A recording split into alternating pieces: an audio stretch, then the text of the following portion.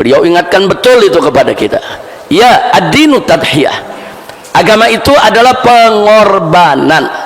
Tanpa ada semangat pengorbanan, tanpa ada kemauan kita berkorban kepada Allah, maka tidak akan pernah ada satu perintah Allah pun yang bisa kita jalankan. Karena semua perintah Allah yang wajib kita jalankan membutuhkan pengorbanan. Kita mulai dari sholat umpamanya. Mana mungkin kita sholat kalau kita nggak mau mengorbankan waktu kita? Mana mungkin kita melaksanakan sholat subuh tadi pagi kalau kita nggak mengorbankan kenikmatan, keasyikan kita dalam tidur kita? Lagi enak-enak tidur, lelap pagi hari, saudara, tahu-tahu suara azan terdengar, kita mesti bangun, kita mesti sholat. Kalau nggak mengorbankan waktu kita, kalau nggak mau mengorbankan nikmatnya tidur kita, nggak mungkin kita bisa sholat subuh, ya ikhwan. Jadi dengan kita bangun, ambil wudhu, sholat, itu menunjukkan bahwa ya, sholat pun membutuhkan pengorbanan.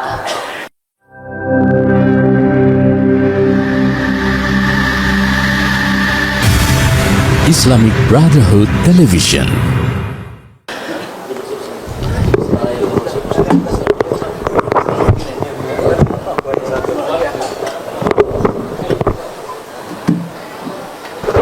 Assalamualaikum warahmatullahi wabarakatuh.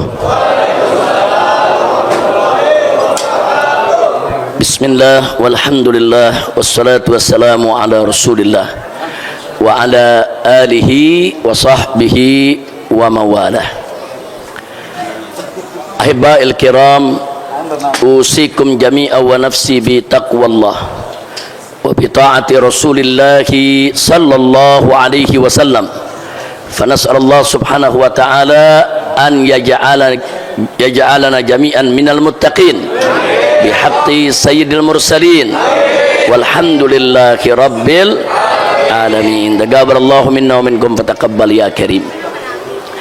Kepada para habaib, para alim ulama, para kiai, para pengurus Masjid Al-Ijtihad dan seluruh jamaahnya yang saya cintai, dan semoga senantiasa diberkahi Allah subhanahu wa ta'ala. Alhamdulillah, hari ini kita sholat Jumat di masjid ini bersama para habaib dan para kiai kita yang sangat kita cintai. Tadi khotib Jumat kita, yaitu Al-Muhtaram Al-Mukarram Kiai Haji Amir Hamzah, yang datang dari Buncit, pimpinan Pondok Pesantren Darul Islah. Dan begitu juga tadi yang menjadi imam sholat Jumat kita, Habib Hud Al-Attas. Dan juga hadir bersama kita guru tetap yang mengajar di masjid kita ini, yaitu Kiai Haji Muhammad Ashari. Dan juga para pengurus masjid, yaitu Haji Rafi dan kawan-kawan. Saya tidak sebutkan satu persatu lagi, tapi sama sekali tidak mengurangi cinta saya dan penghormatan saya kepada semua para habaib, para kiai, para ustadz, para tokoh yang hadir bersama kita di masjid ini. Kita doakan mudah-mudahan seluruh para habaib, para kiai, para ustadz, para tokoh kita ini dan seluruh jamaah yang ada di sini panjang umur dalam taat dan ibadah, dalam sehat wal afiat. Amin ya rabbal alamin. Ahibba'il kiram, saya hadir di sini tidak sendiri, saya didampingi oleh beberapa menantu saya. Pertama Habib Alwi bin Smith yang mendampingi saya. Begitu juga ada Habib Muhammad bin Hadi Al-Habsyi. Dan barusan juga ikut bersama kita sholat Jumat Habib Hanif Al-Attas. Hanya saja memang beliau 2 hari ini sakit, demam, meriang, batuk, sulit makan, minum dan lain sebagainya. Tapi tadi begitu mau berangkat Jumat semangat mau ngantar saya kemari. Nah, tapi barusan begitu selesai Jumat, beliau harus pulang, harus berobat, jadi tidak mengikuti acara silaturahim kita. Tapi paling tidak beliau sudah ikut silaturahim tadi, mampir ke tempat Haji Rafi, ketemu para habaibnya, kiainya. Kita doakan agar beliau Allah berikan sehat walafiat. Menarik, tadi kita simak khutbah Jumat yang begitu indah, menyentuh yang disampaikan oleh guru kita Al-Muhtaram Al-Mukarram Kiai Haji Amir Hamzah hafizahullah ta'ala wa ra'ah, famatanallahu bituli hayatih wa nafa'ana bi ulumih fid dini wad dunya wal akhirah. Salah satu bagian yang beliau sampaikan kepada kita ya ikhwan, di mana beliau ingatkan kepada kita bahwa beragama ini membutuhkan pengorbanan. Beliau ingatkan betul itu kepada kita. Ya, ad-dinu tadhiyah. Agama itu adalah pengorbanan. Tanpa ada semangat pengorbanan, tanpa ada kemauan kita berkorban kepada Allah, maka tidak akan pernah ada satu perintah Allah pun yang bisa kita jalankan. Karena semua perintah Allah yang wajib kita jalankan membutuhkan pengorbanan. Kita mulai dari sholat umpamanya. Mana mungkin kita sholat kalau kita nggak mau mengorbankan waktu kita? Mana mungkin kita melaksanakan sholat subuh tadi pagi kalau kita nggak mengorbankan kenikmatan, keasyikan kita dalam tidur kita? Lagi enak-enak tidur, lelap pagi hari, saudara, tahu-tahu suara azan terdengar, kita mesti bangun, kita mesti sholat. Kalau nggak mengorbankan waktu kita, kalau nggak mau mengorbankan nikmatnya tidur kita, nggak mungkin kita bisa sholat subuh ya. Jadi dengan kita bangun, ambil wudhu, sholat, itu menunjukkan bahwa ya, sholat pun membutuhkan pengorbanan. Siang hari kita asyik lagi cari duit ya ikhwan, lagi asyik kita dagang, pelanggan lagi banyak datang, lagi nikmat ini duit lagi banyak, saudara. Tahu-tahu azan zuhur, kita diminta untuk sholat. Kalau kita nggak mau korbankan keasikan kita cari duit, kalau kita nggak mau korbankan keasikan kita bergaul, bersosialisasi di tengah masyarakat untuk mendirikan sholat zuhur, nggak nantinya kita sholat zuhur ya ikhwan. Nah, jadi sekali lagi, semua sholat 5 waktu mustahil bisa kita kerjakan kalau kita nggak mau mengorbankan waktu untuk Allah subhanahu wa ta'ala. Gitu, sholat itu pengorbanan.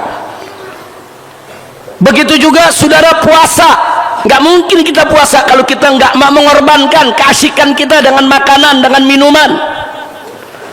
Dari mulai saudara subuh sampai maghrib kita tahan diri, tidak makan, tidak minum. Di depan kita begitu banyak makanan, saudara, yang menggoda, minuman yang menarik untuk kita nikmati ya ikhwan. Tapi semua kita tahan diri, semua kita nggak sentuh. Untuk apa? Untuk menjaga puasa kita. Itu pengorbanan. Kalau kita nggak mengorbankan keasikan dunia, keasikan makan dan minum, nggak mungkin kita puasa ya ikhwan. Jadi sekali lagi, saudara, bahwa ad-din tadhiyah, agama itu adalah pengorbanan. Begitu juga zakat ya ikhwan, pengorbanan. Kalau ada orang nggak mau berkorban, nggak mungkin dia mau keluarkan zakat hartanya saudara, walaupun sedikit, cuma 2,5%, nggak ada yang nggak mau keluarkan saudara. Dia merasa dia cari duit susah, dia kumpulkan berbulan-bulan, tahu-tahu setahun mesti keluarkan zakat ya ikhwan. Nah, orang-orang yang nggak mau berkorban, dia nggak bakal bayar zakat.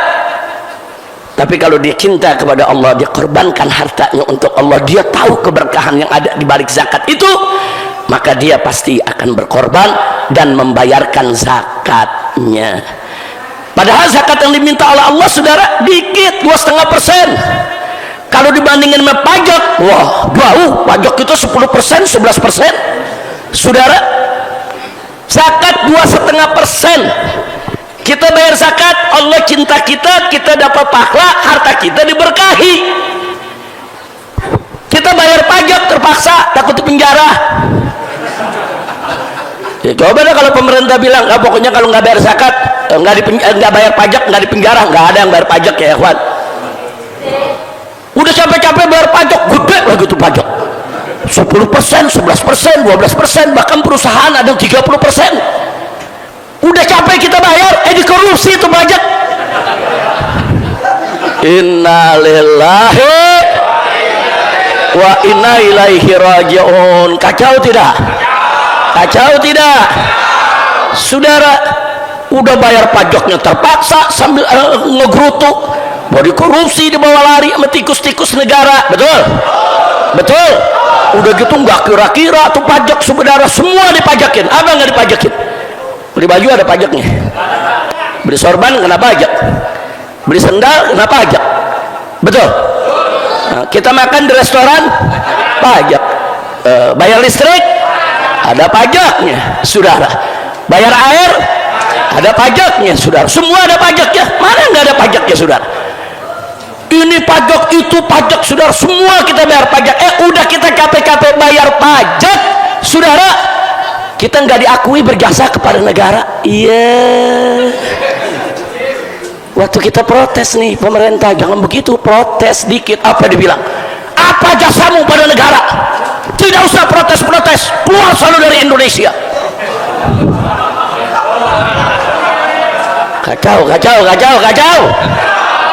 Kacau tidak? Enak itu mulut ngomong rakyat katanya nggak ada jasanya, padahal lu menyan.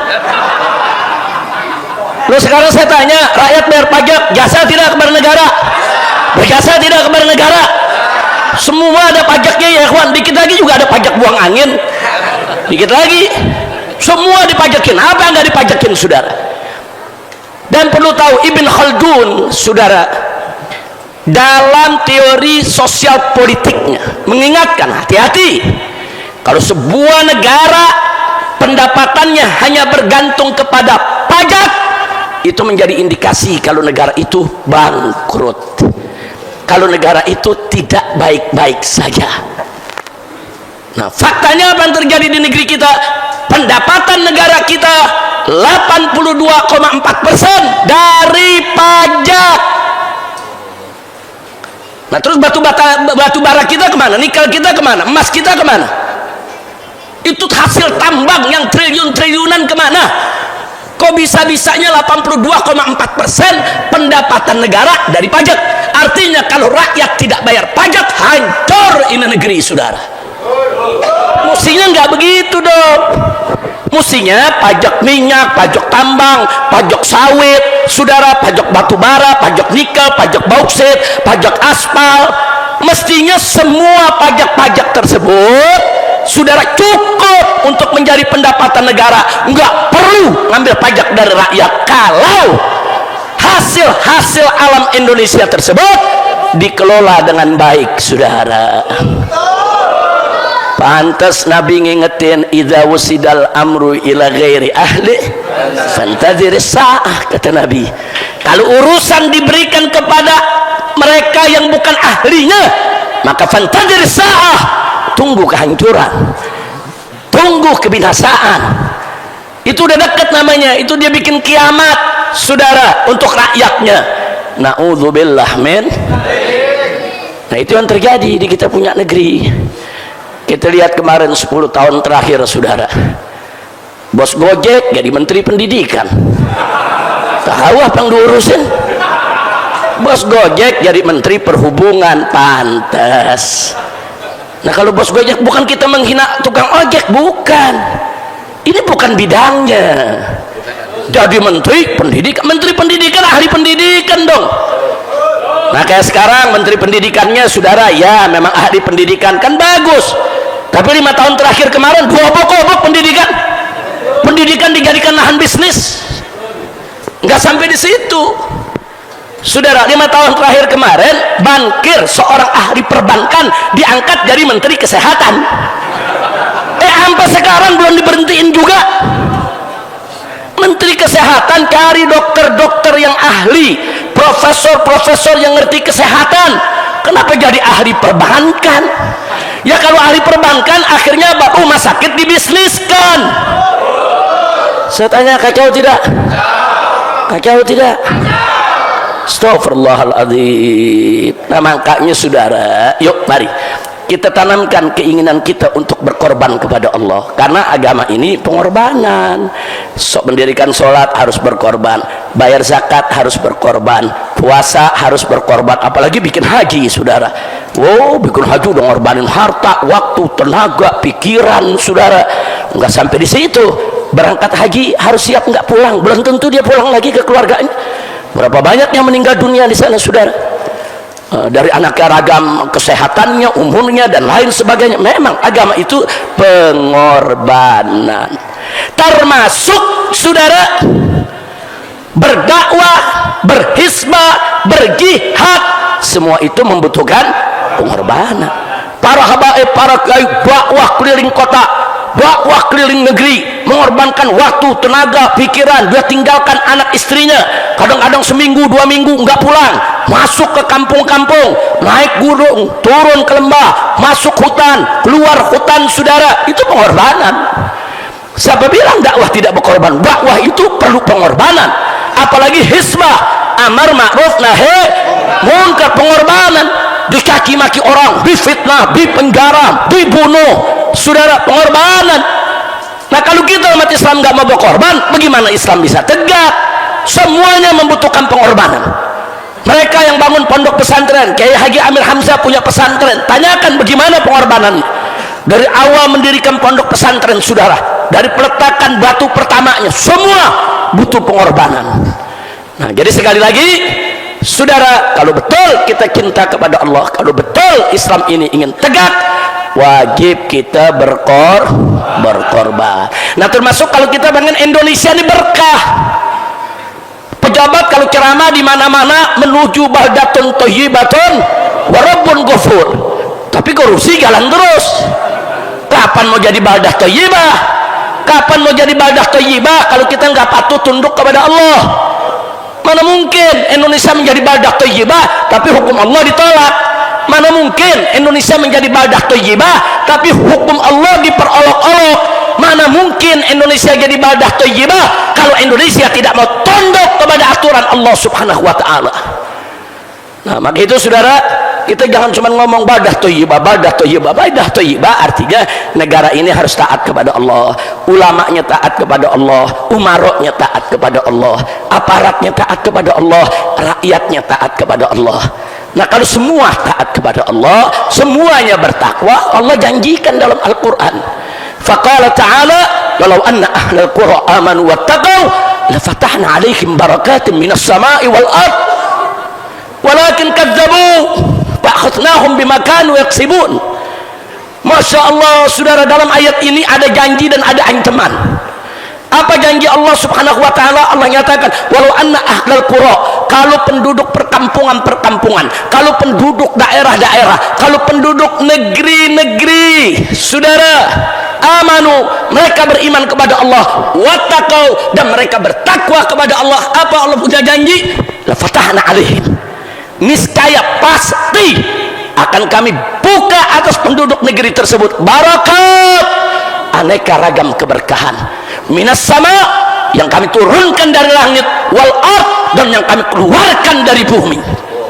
Berkah langitnya, berkah buminya, berkah segala-galanya. Jadi kalau penduduk satu negeri kita rame-rame bertakwa kepada Allah, takut kepada Allah, saudara, mau ulamanya, mau umaroknya, mau pejabatnya, mau rakyatnya, semua takwa kepada Allah, maka pintu keberkahan akan terbuka. Berkah rumah tangganya, berkah keluarganya, berkah masyarakatnya, berkah pertaniannya, berkah perkebunannya, berkah perikanannya, berkah politiknya, berkah keamanannya, berkah pendidiknya, berkah ekonominya, berkah segala-galanya. Saudara, ini janji Allah. Saya mau tanya di sini semua, percaya tidak dengan janji Allah? Siapa yang maha menepati janji? Siapa yang tidak pernah ingkar janji? Takbir. Sallu ala nabi. Amin. Dalam diri kita saya yakin, percaya dengan janji Allah. Kalau kami bertakwa, niscaya negeri pasti berkah. Nah, jadi kalau mau jadi baldah thayyibah, ayo kita bertakwa kepada Allah. Jangan cari-cari dalil-dalil pembenaran, saudara. Jangan. Ya Allah dan Rasulnya nyatakan haram, ya haram, tinggalkan. Ya Allah dan Rasulnya nyatakan wajib, ya wajib, kerjakan, saudara. Nah, itulah tadi wasiat yang disampaikan oleh khatib, yaitu di atas mimbar, saudara. Nah, beliau wasiatnya apa? Usikum wa nafsi bitaqwallah. Aku wasiatkan kamu sekalian dan diriku sendiri untuk bertakwa kepada Allah. Karena memang takwa adalah perintah Allah. Allah nyatakan dalam Al-Qur'anul Karim, faqala ta'ala, dalam surat Ali Imran yang sering dibaca oleh para khatib, saudara, di mana Allah nyatakan faqala ta'ala, ya ayyuhalladzina amanu taqullaha haqqa tuqatih wa la tamutunna illa wa antum muslimun. Hei orang-orang yang beriman, kata Allah, ittaqullah, takwalah kamu kepada Allah, haqqa tuqatih, dengan sebenar-benarnya takwa. wala tamutunna, dan jangan sekali-kali kamu mati illa wa antum muslimun, kecuali kamu sekalian tetap sebagai orang-orang Islam. Jadi Bapak, para pemuda yang saya cintai, kalau kita betul-betul bertakwa kepada Allah, insya Allah mati kita husnul khatimah. Insya Allah mati kita tetap dalam keadaan kuncinya apa? Bertakwa kepada Allah. Al-Imam Al-Habib Abdullah bin Alwi Al-Haddad di dalam kitabnya An-Nasaihud Diniyah, tatkala membahas ayat ini, beliau mengingatkan bahwa para ulama mengatakan yang dimaksud ittaqullah haqqa tuqatih, saudara, adalah bagaimana kita, bahwa Allah Subhanahu wa taala an yu'ta wa la yu'sa. Bagaimana Allah itu ditaati dan kita tidak menentang Allah. Itu namanya haqqa tuqatih. Saudara, bagaimana Allah itu, saudara, yuzkar fala tunsa, yuzkar wala yunsa. Allah itu kita ingat, saudara, selalu, dan kita nggak pernah melupakan Allah. Nah, saudara, bagaimana Allah itu, saudara, yuskar wala yukfar. Kita syukuri segala nikmat Allah dan kita tidak pernah mengkufurinya. Nah, jadi amanat Al-Imam Al-Habib Abdullah bin Alwi Al-Haddad Ba'alawi ini luar biasa, saudara. Oh, begitu pengertian takwa yang sebenar-benarnya. Taati Allah tanpa maksiat, ingat kepada Allah tanpa lupa, syukuri segala nikmat Allah tanpa kufur nikmat. Itulah pengertian takwa kepada Allah dengan sebenar-benarnya takwa. Nah, sekarang kita bertanya lagi, bagaimana sih cara takwa kepada Allah? Tadi ayat yang kita baca dalam surat Ali Imran ayat 102. Kita bertanya, bagaimana cara takwa? Allah jawab di ayat 103 dan 104. Di surat yang sama, apa di ayat 103-nya Allah nyatakan, wa'tasimu bihablillahi jami'an wa la tafarraqu. Allah nyatakan, saudara, wa'tasimu bihablillah, berpegang teguhlah kamu sekalian, yaitu kepada hablullah, kepada tali Allah. Apa itu tali Allah? Tali Allah itu agama Allah, aturan Allah, hukum Allah.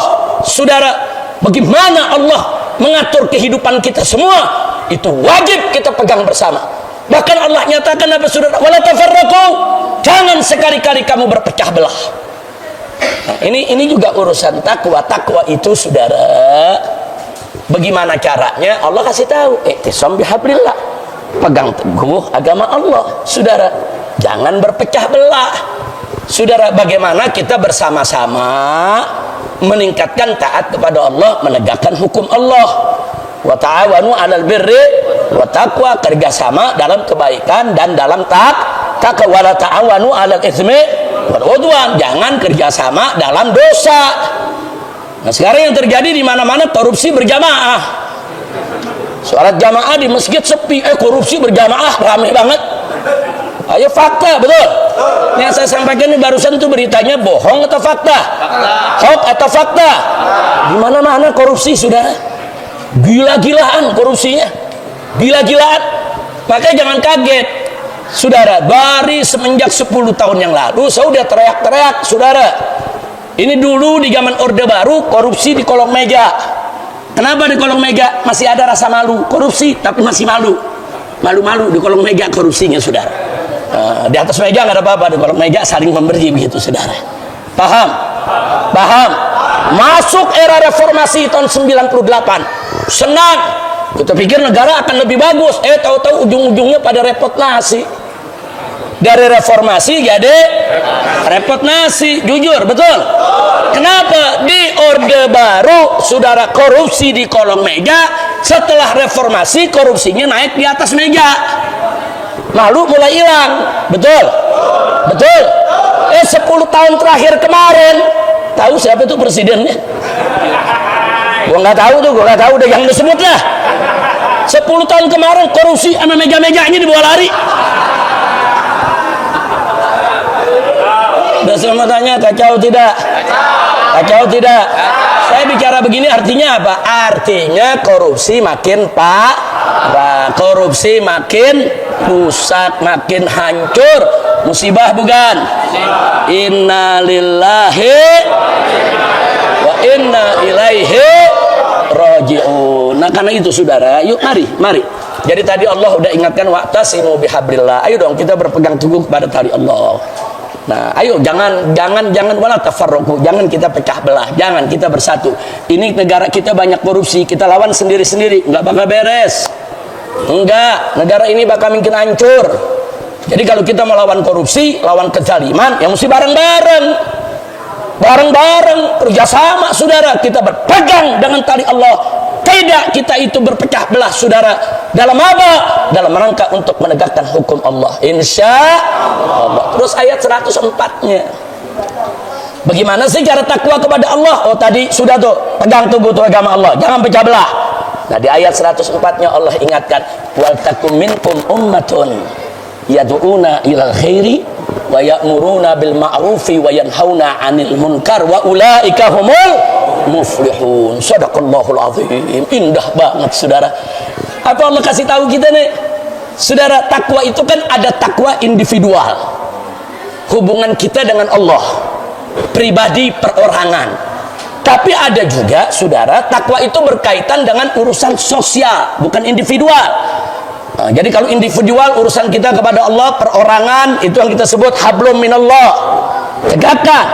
Tapi hubungan kita sesama manusia, saudara, ini merupakan hablum minannas. Kita bina juga. Nah, bagaimana cara membina hablum minannas? Allah kasih tahu, wa takum minkum, harus ada di antara kamu, hai orang-orang yang beriman, ummatun. Kata ummah berarti nggak sendiri. Kata ummah berarti nggak berdua. Kata ummah berarti sekelompok orang kerjasama, saling pengertian, buat program, ada garis kerjanya. Itu ummah, saudara, rapi kerjanya.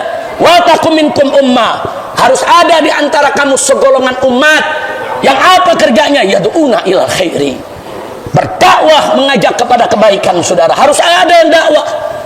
Saudara, bagaimana kita mau meningkatkan takwa sosial di tengah masyarakat, saudara, kalau kita tidak berdakwah? Nah, makanya ulama-ulama kita yang ngajar, yang buka kitab, yang ceramah, yang majelis zikir, itu semua mereka dakwah, menyebarluaskan kebaikan, saudara. Memang harus ada. Kalau nggak disebar kebaikan-kebaikan tersebut, saudara, bagaimana masyarakat bisa menjadi masyarakat yang takwa? Jadi takwa itu bukan hanya takwa individual perorangan sendiri, tapi harus ada takwa sosial, takwa kebersamaan dengan anggota masyarakat di sekitar kita. Setelah itu Allah nyatakan apalagi setelah itu? Ya'muruna bil ma'ruf, menyerukan kepada kebaikan, suruh orang-orang berbuat baik, saudara. Wa yanhauna 'anil munkar, dan cegah kemunkaran. Allah yang perintahkan. Mau jadi umat yang takwa, mau jadi balad yang thayyibah, saudara, masyarakat yang bertakwa, masyarakatnya bagaimana? Masyarakat yang menegakkan dakwah dan menegakkan amar ma'ruf nahi munkar, saudara. Nah, disitulah Allah puji, wa ulaika humul muflihun. Mereka itulah, saudara, orang-orang yang berpegang teguh kepada tali Allah, tidak berpecah belah, menegakkan dakwah, amar ma'ruf nahi munkar, saudara. Itulah yang Allah nyatakan, wa ulaika humul muflihun. Mereka adalah orang-orang yang beruntung, orang-orang yang bahagia, baik di dunia maupun di akhirat. Alhamdulillah. Mudah-mudahan kita termasuk golongan ini. Amin ya rabbal alamin. Makanya kita wajib menegakkan amar ma'ruf nahi munkar. Baik ya ikhwan, pada akhirnya, sebelum saya akhiri apa yang perlu saya sampaikan, saya ingin menyampaikan di sini satu dialog antara Nabi dengan sahabat. Jadi diriwayatkan oleh Al-Imam Ibn Abi Dunya, saudara, yang bersumber daripada Abu Umamah Al-Bahili radhiyallahu an. Begitu juga diceritakan oleh Imam Abu Ya'la dalam musnadnya, yang bersumber dari Abu Hurairah radhiyallahu anhu. Nah, di situ diceritakan suatu ketika, saudara, ma maknahu atau kama qala Nabi sallallahu alaihi wasallam. Suatu ketika Nabi duduk dengan para sahabatnya. Terus Nabi mengajukan pertanyaan. Kata Nabi alaihi salatu wassalam, "Kaifa antum?" Hei para sahabatku, hei umatku, kaifa antum? Bagaimana kamu sekalian? Idza tagat nisaukum, jika suatu hari nanti perempuan-perempuanmu durhaka, wa fasaqa subbanukum, dan anak-anak mudamu durjana, wa taraktum jihadakum, sementara kalian umatku rame-rame meninggalkan kewajiban jihadmu.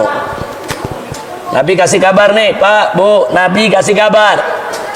Para sahabat, gimana antum semua? Kaifa antum? Bagaimana kalian semua? Kalau nanti suatu saat perempuan-perempuan durhaka, pemuda-pemuda durjana, terang-terangan bikin maksiatnya, saudara, fasik. Nah, sementara kamu sendiri kewajiban jihad ditinggal. Para sahabat dengar sedemikian rupa kaget, balik bertanya kepada Nabi. Apa kata mereka? Wa dzalika lakainun ya Rasulullah. Adakah yang demikian itu akan terjadi wahai Rasulullah? Mereka bertanya bukan gak percaya kepada Nabi, kaget. Apa iya? Kok begitu ya? Kondisi umat perempuan pada rusak, anak muda pada rusak, jihad ditinggal. Kenapa mereka kaget? Karena kondisi itu nggak terjadi di zaman sahabat, saudara. Para sahabat itu perempuan-perempuannya solehat, anak-anak mudanya solehin, dan para sahabatnya menegakkan jihad, dakwah, amar ma'ruf, nahi munkar, jihad fisabilillah, semangat. Tahu-tahu Nabi memberi kabar, saudara, yang kontradiktif, satu keadaan yang berbanding terbalik. Makanya mereka tanya, awadzalika lakainun ya Rasulullah, apa iya yang begitu terjadi? Apa jawab Nabi, saudara? Kata Nabi alaihi salatu wassalam, na'am, ya, walladzi nafsi biyadih, demi Allah yang aku punya nyawa ada dalam genggamannya, demi Allah, kata Nabi, wa asyaddu minhu sayakun, nanti yang akan terjadi lebih parah dari itu.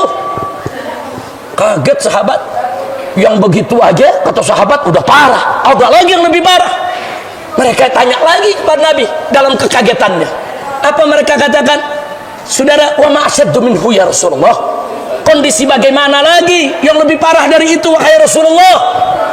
Nabi menjawab pakai pertanyaan lagi, kaifa antum, bagaimana kamu kayak para sahabatku, idza lam ta'muru bil ma'rufi wa lam tanhau 'anil munkar, jika suatu hari nanti kalian hai umat Islam tidak lagi menegakkan amar ma'ruf nahi munkar, kalian tidak lagi menyerukan kemakrufan dan mencegah kemunkaran, tidak.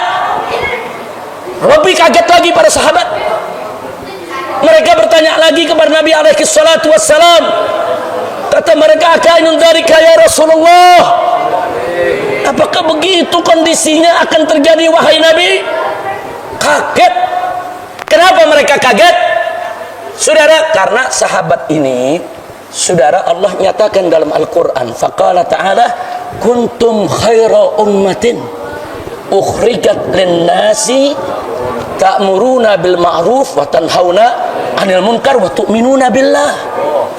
Karena dalam Al-Quran Allah puji sahabat Nabi. Apa kata Allah? Kuntum khaira ummatin, kalian adalah umat yang terbaik. Ukhrijat linnas, yang dikeluarkan oleh Allah untuk umat manusia. Kalian umat yang terbaik, kata Allah. Ini enggak main-main, ini syahadatun ilahiyah. Saudara, ini syahadah ilahiyah, ini sertifikat ilahi. Allah yang menyatakan sahabat itu umat yang terbaik. Kenapa mereka umat yang terbaik? Allah sebutkan sebabnya, ta'muruna bil ma'rufi wa tanhauna 'anil munkar, karena kalian menegakkan amar ma'ruf nahi munkar, menyerukan kemakrufan, mencegah kemunkaran, wa tu'minuna billah, dan kalian beriman kepada Allah. Kalian lakukan amar ma'ruf nahi munkar dengan penuh iman kepada Allah. Jadi sahabat bersyukur kepada Allah. Nabi bangga dengan sahabatnya menjadi umat yang terbaik. Kenapa umat yang terbaik? Amar ma'ruf nahi munkar kuncinya. Makanya sahabat kaget, bagaimana nggak parah kalau nanti kata Nabi datang, bagaimana kalian umat nggak negakin lagi amar ma'ruf nahi munkar? Jadi kondisi itu makin parah, saudara. Akhirnya sahabat bertanya lagi kepada Nabi, awakainu dzalika ya Rasulullah, apakah yang begitu itu betul-betul terjadi? Kok umat bisa begitu rusaknya ya Rasulullah? Dijawab lagi oleh Nabi. Apa kata Nabi? Naam, ya, umatku nanti akan rusak begitu. Bahkan nggak sampai di situ, kata Nabi, walladzi nafsi biyadih, demi Allah yang jiwaku ada dalam genggamannya. Nabi bersumpah, saudara. Kata Nabi, wa asaddu minhu sayakun, bahkan nanti kondisinya lebih rusak lagi, akan terjadi lebih rusak lagi. Akhirnya para sahabat bertanya, wa ma asaddu minhu ya Rasulullah, kondisinya bagaimana yang lebih rusak lagi ya Rasulullah? Dijawab oleh Nabi, lagi-lagi jawabnya pakai pertanyaan, saudara. Kaifa antum? Ini pertanyaan sekaligus ada berita dari Nabi, saudara. Kaifa antum idza ra'aitumul munkara ma'rufa wal ma'rufa munkara? Bagaimana kamu nanti suatu zaman kalau kamu lihat di tengah-tengah umat yang munkar disebut ma'ruf, yang ma'ruf dianggap munkar? Kenapa itu terjadi, saudara? Itu tadi, karena amar ma'ruf nahi munkar nggak dijalankan. Akhirnya kemunkaran merajalela. Karena kemunkaran merajalela, kemunkaran jadi budaya, memasyarakat, berurat, berakar. Akhirnya orang anggap, saudara, oh itu kearifan lokal, oh itu kebaikan, itu kemakrufan. Terjadi kok zaman sekarang. Yang ma'ruf disebut munkar, yang munkar disebut ma'ruf, saudara. Saya mau tanya, terjadi tidak? Ulama yang berdakwah, saudara, menyampaikan yang hak, apa mereka sebut? Radikal, ekstremis, teroris, intoleransi, saudara. Segudang cap jelek diberikan kepada ulama-ulama yang menyampaikan yang hak, saudara. Tapi coba lihat, saudara, mereka-mereka yang merusak negeri ini diberi gelar, diberi penghargaan, saudara. Ada dapat penghargaan Mahaputra, saudara. Itu penghargaan tertinggi di Indonesia. Coba lihat, koruptor-koruptor berendang riang, saudara. Nggak sampai di situ, pelacur-pelacur dulu kita sebut pelacur. Orang kalau di kampung disebut pelacur, malu, saudara. Dulu kita sebut, sudah sebutan-sebutan jelek udah. Tapi sekarang diganti, bukan pelacur, bukan. Tapi, saudara, pekerja seks komersial. Pekerja seks komersial. Artinya apa? Pelacuran dianggap pekerjaan, dianggap profesi. Oh, ini profesi, ini dalam rangka untuk mencari rezeki. Ini kan menguatkan ekonomi. Sebaiknya jangan ditutup, tapi buatkan apartemen yang resmi. Nanti kita ambil pajaknya setiap kamar. Real, saudara, dan itu pernah diusulkan kok di Jakarta ini. Nggak sampai di situ, saudara, aneka ragam kemungkaran. Nah, sekarang di minggu ini, saudara, mulai ada muncul para pejabat, anggota dewan teriak-teriak, legalkan aja judi, karena hasilnya kan bagus, nanti buat bangun sekolah, nanti buat bangun rumah sakit. Dia nggak peduli halal haram. Disebut apa? Ini bukan judi, ini bukan suatu hal yang buruk, tapi ini income, ini pendapatan. Kacau tidak? Kacau tidak? Jadi yang ma'ruf dibilang munkar, yang munkar dibilang ma'ruf. Saya tanya, saudara, itu kondisi baik atau tidak baik? Terang atau gelap? Dibilang Indonesia gelap, marah.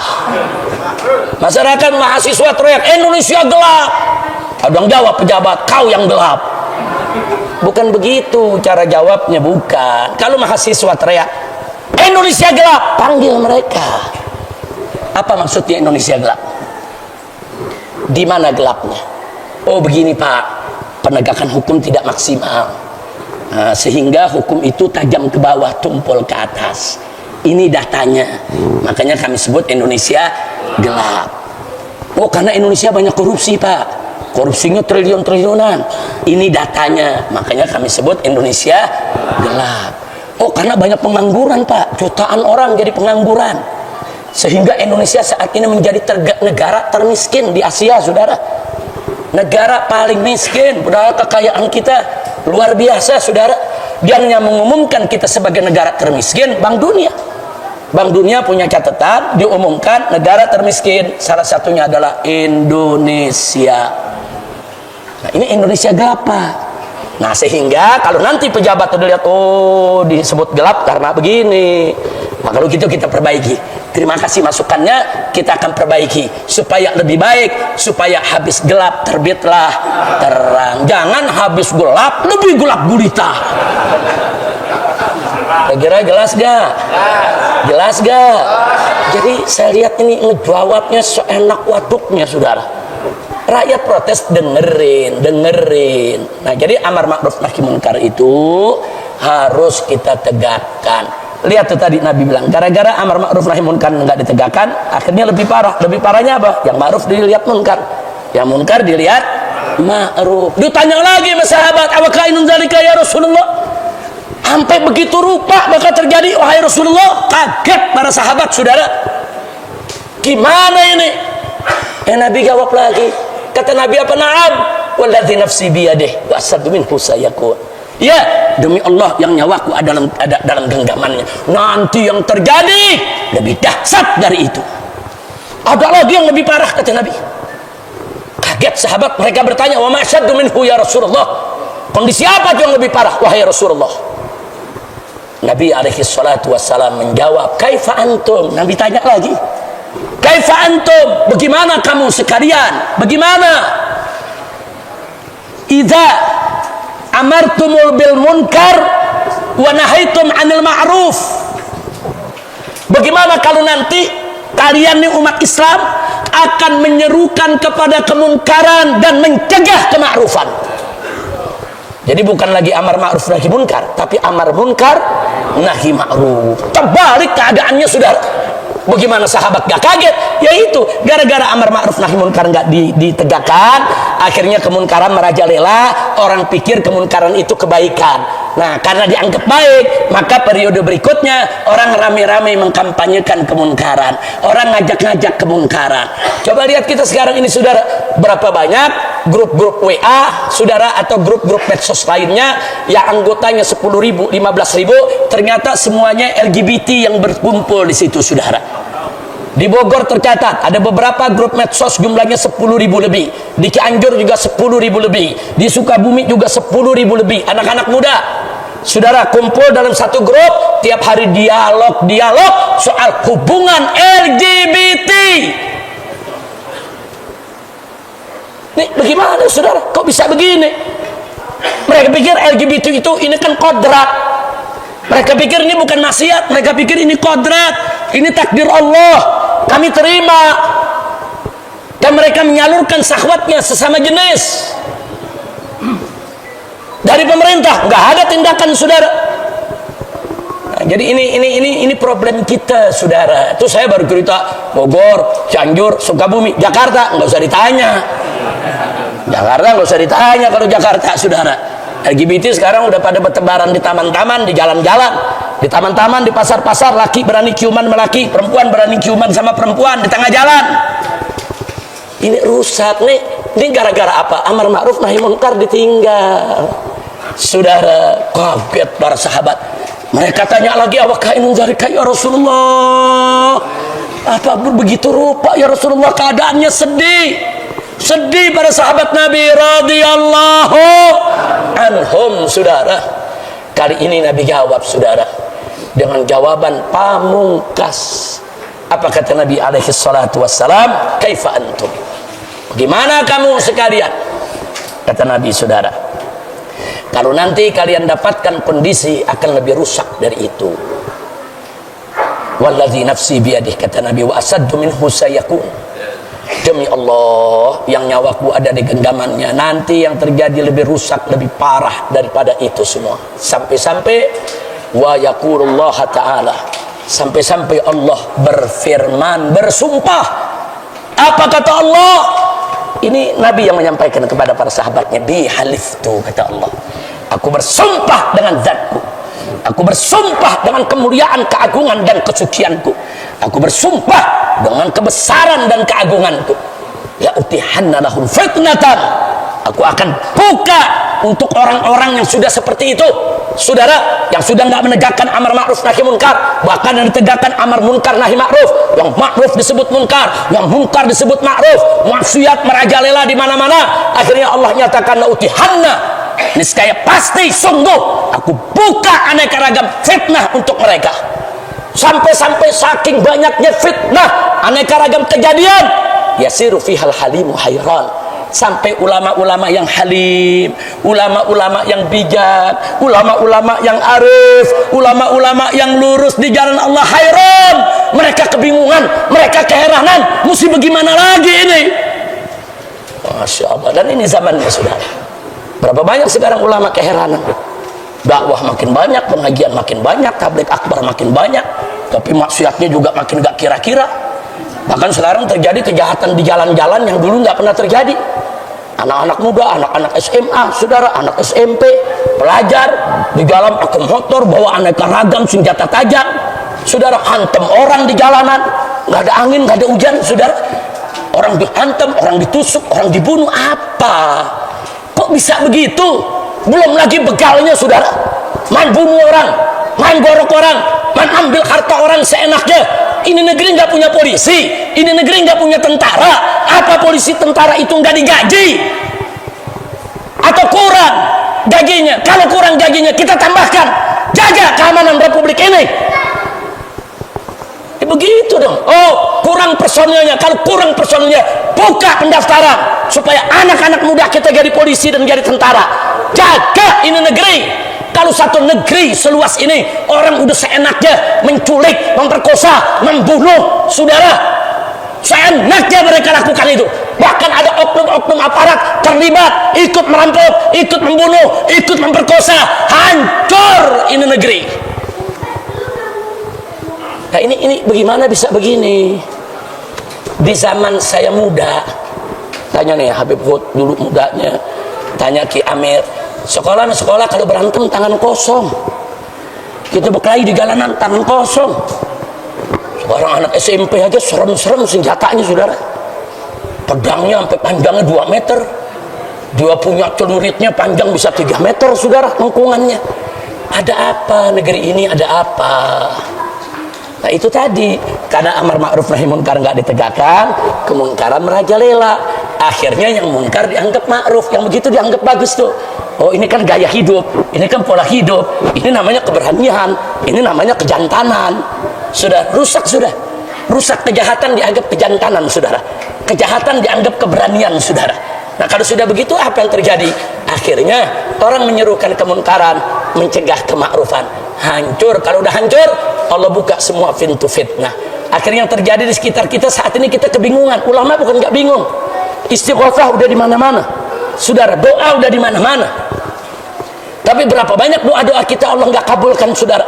Bukan karena faktor ulamanya, memang di mana-mana kemungkaran sudah merajalela. Dan ini nggak bisa dihadapi oleh hanya 1-2 ulama.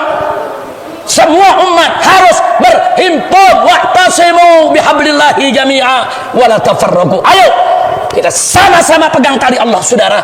Jangan kita berpecah belah, lawan segala kezaliman maupun kebatilan, saudara. Hari ini anak orang lain jadi korban, besok bisa anak kita jadi korban. Hari ini istri orang lain jadi korban, besok bisa istri kita jadi korban kalau kita diam. Hari ini keluarga orang lain jadi korban, besok keluarga kita. Nah, kita jangan nunggu keluarga kita jadi korban, kita jangan nunggu anak istri kita jadi korban. Jangan. Kita ini umat satu kesatuan, semua keluarga kita. Satu muslim terganggu, satu muslimah terganggu, itu tanggung jawab kita bersama. Kita harus peduli, harus mau tahu. Jaga keamanan semua keluarga kita, jaga keamanan semua masyarakat kita, jaga keselamatan mereka, keselamatan nyawa, keselamatan harta, dan seterusnya, saudara. Nah, di sini memang peran negara harus hadir. Nanti kalau kita hadir lagi, negara bilang main hakim sendiri. Nanti kalau kita hadir lagi, dibilang melangkahi daripada wewenang negara. Kita melangkah lagi, dibubarin FPI-nya. Fakta, saudara. Emang apa salah FPI? FPI berebut tempat parkir? Enggak. FPI malakin toko-toko? Enggak. Saudara, apa FPI itu ngancam masyarakat pedagang dengan senjata? Enggak. FPI melakukan dakwah amar ma'ruf nahi munkar dan kemanusiaan. Dibubarin. Bubarnya galak lagi. Semua foto selamat datang Habib Rizik, saudara, di bariho diturunin. Dia beraninya memfoto sama Habib Riziknya enggak. Ya, Sampai sekarang nemuin aja nggak berani, sama foto berani, turunkan foto, turun pasukan lengkap senjatanya. Astagfirullahaladzim. Giliran ada ormas preman tengar-tengir, pakai teleponan sama preman, gimana baik-baik aja ya, giliran FPI saya ganyang FPI, saya akan bubarkan FPI. Giliran ngomong sama preman tengar-tengir, astagfirullahaladzim. Saya udah sampaikan saudara, kalau FPI sebagai organisasi sosial keagamaan yang bekerja di bidang kemanusiaan, yang bekerja di bidang dakwah amar ma'ruf nahi munkar, mereka berani untuk membubarkan tanpa alasan hukum yang jelas. Sampai hari ini tidak ada keputusan pengadilan manapun yang menyatakan FPI bubar atau menjadi organisasi terlarang. Tidak ada. Yang membubarkan FPI adalah keputusan politik. Keputusan politik karena ada pesanan. Nggak ada alasan-alasan logik secara hukum. Dalam undang-undang pengormasan disebutkan kalau ormas berbuat salah secara masif, terorganisir, terstruktural, harus dibuktikan di pengadilan, dan pengadilan yang harus membubarkan. Nggak ada sidang buat FPI, nggak ada FPI dibubarkan sudah oleh pengadilan. Itu keputusan politik, saudara. Nah, makanya waktu pagi sore FPI mau dibubarkan, pengacara saya datang ke penjara. Saya waktu itu ada dalam penjara. Habib, nanti sore FPI mau dibubarkan, Habib. Bagaimana sikap kita? Apa kita melawan secara hukum? Apa kita petunkan itu putusan? Karena bisa dipetunkan, saudara. Aku gugatlah sampai Mahkamah Agung nantinya. Nah, atau bagaimana nih? Baiknya Habib, atau kita diam aja, pasrah. Saya sampaikan kepada teman-teman pengacara, kalau nanti sore dibubarkan jam 4 sore, jangan melawan secara hukum. Artinya nggak usah dituntut, dipetunkan. Kenapa Habib? Satu, kalau kita tuntut secara hukum, prosesnya kelamaan. Bisa setahun, bisa 2 tahun, belum tentu ada putusan. Yang kedua, kalau kita tuntut sekarang, hakimnya udah banyak dibeli. Menang susah. Mau ngapain capek-capek kita nuntut? Kira-kira jelas gak? Yang ketiga, kalau nanti kita tuntut juga, terus hakim memutuskan putusan pemerintah benar, maka putusan inkonstitusional pemerintah akan menjadi konstitusional dengan putusan pengadilan. Putusan pemerintah saudara tidak sah secara konstitusi. Tapi kalau kita tuntut ke pengadilan, pengadilan membenarkan putusan pemerintah, maka putusan yang ilegal tadi menjadi legal. Rugi. Ya, saya bilang jangan melawan secara hukum. Jadi bagaimana Habib? Apa kita lawan? Bakar-bakaran aja. Saya bilang jangan. Dia membubarkan kita, fitnahnya FPI ekstrim. Ente bakar-bakaran, terbukti ekstrim. Betul? Jangan. Jadi bagaimana Habib? Apa kita diam aja? Ini kan kezaliman. Habib kan kalau ngajarin kezaliman nggak boleh kita diam. Harus kita lawan. Betul, kita lawan. Tapi caranya bukan begitu. Bukan lewat pengadilan, bukan lewat bakar-bakaran. Bagaimana Habib lawannya? Lawannya nanti jam 4 sore dibubarkan, jam 5 sore kita bikin organisasi yang baru.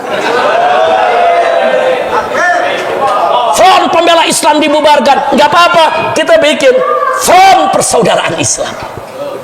Singkatannya sama, FPI. Yang ngurus sama, dia juga. Lambangnya tinggal robah dari segitiga jadi bulat. Pusing-pusing amat saudara. Betul? Betul? Wah, kalau nanti dibubarkan lagi, bikin lagi Front Pecinta Islam. Singkatannya dibubarkan lagi, ganti lagi Front Pejuang Islam. Singkatannya FPI lagi sudah. Jadi kalau kita bikin organisasi baru nggak capek. Dari sekarang pagi telepon seluruh cabang FPI se-Indonesia. Siap-siap. Begitu dibubarkan, turunkan itu pelang. Tunduk kepada aturan pemerintah. Jam 5 sore naik pelang baru. Besoknya saudara, wartawan ngumpul di Menko Polhukam. Mereka tanya, lapor, Pak Menteri, ini kemarin FPI sudah dibubarkan, sorry. Nggak sampai 1 jam FPI yang baru muncul. Bagaimana ini Pak Menteri? Menteri larak lirik. Bagaimana Pak Menteri jawab? Dia mesti jawab, saudara. Dijawab oleh Pak Menteri, apa dia bilang? Ya selama namanya bukan Front Pembela Islam nggak apa-apa. Kena lu gua kerjain.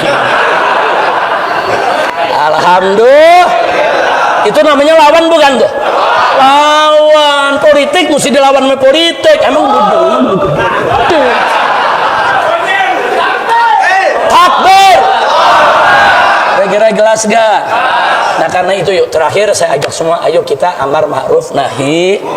Jangan biarkan tuh narkoba di gang-gang, jangan ada tuh kalau ada anak-anak muda pakai senjata di tengah jalan, warga malah lari semua ngumpet di rumah. Jangan rame-rame hadapi, saudara.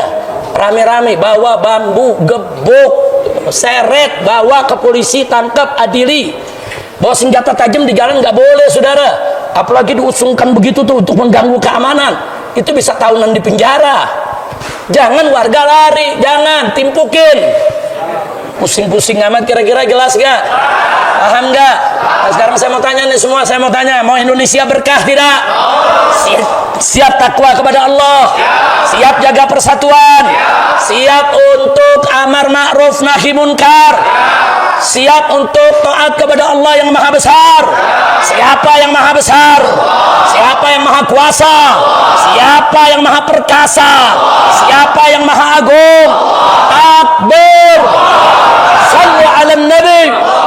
Mudah-mudahan Allah selamatkan kita semua. Ini saja yang bisa saya sampaikan. Mohon maaf Kiai Amir Hamzah, tawalna alaikum. Wa Habib Hud, Masya Allah Habib Hud ini kita punya guru, saudara. Masya Allah beliau selalu istiqamah. Beliau orangnya santun, ramah, dengan yang tua hormat, dengan yang muda sayang. Masya Allah kita doakan agar Kiai Amir, Habib Hud, juga Kiai Ashari dan lain sebagainya, Allah berikan kemudahan dalam dakwahnya, kemenangan dalam setiap langkah perjuangannya, dan Allah kumpulkan mereka bersama kita di dalam surga bersama Nabi kita Muhammad sallallahu alaihi wasallam. Ala hadhihi niyyah wa likulli niyatin salihah wa ila hadratin nabiyil mustafa sallallahu alaihi wasallam bisirril Fatihah.